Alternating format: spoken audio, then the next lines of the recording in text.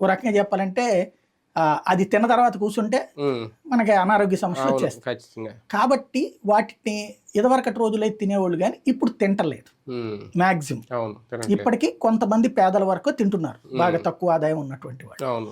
మిగతా వాళ్ళందరూ ఏం చేస్తారు అంటే ఈ రేషన్ షాపుల దగ్గర నేను బాగా గమనించినటువంటిది, రేషన్ షాపుల్లో ఒక ప్యాకెట్లు ఉంటాయి, చింతపండు పొట్లం, బెల్లం పొట్లం, ఇట్లాంటి పొట్లాలు ఉంటాయి. కొన్ని పప్పులు, కందిపప్పు 300 గ్రాముల పొట్లము, 400 గ్రాముల పొట్లము, ఇట్లాగా.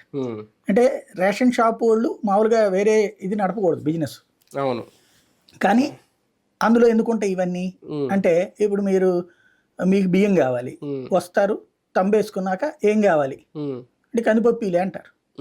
20 కిలోల బియ్యానికి ఒక కందిపప్పు పొట్లం ఇస్తారు, అంటే రూపాయలు లెక్కన, కేజీ రూపాయలు లెక్కన 20 రూపాయలు. 20 రూపాయలు ఏది వాళ్ళు లెక్క 7 రూపాయలు తీసుకుంటారు. అంటే రూపాయి ప్లస్ 7 లెక్క వేసుకోవాలి, 8 రూపాయలు. 8 లెక్కను చూసుకుంటే 20 కిలోలు అనుకోండి, 28 160. కాబట్టి 160కి మామూలుగా మీకు 1 కిలో పప్పు ఇవ్వాలి, కానీ 30 కిలో పప్పు ఇస్తారు చేతికి.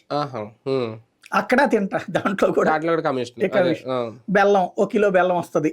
దీంతో మనకి పాత రోజుల్లో బ్రిటిష్ వాళ్ళ కంటే ముందు మనకి బార్టర్ సిస్టమ్ అనేవాళ్ళు, వస్తు మార్పిడి విధానం అంటారు. మనకి టెక్స్ట్ బుక్ లో ఎకనామిక్స్ లో రాసిన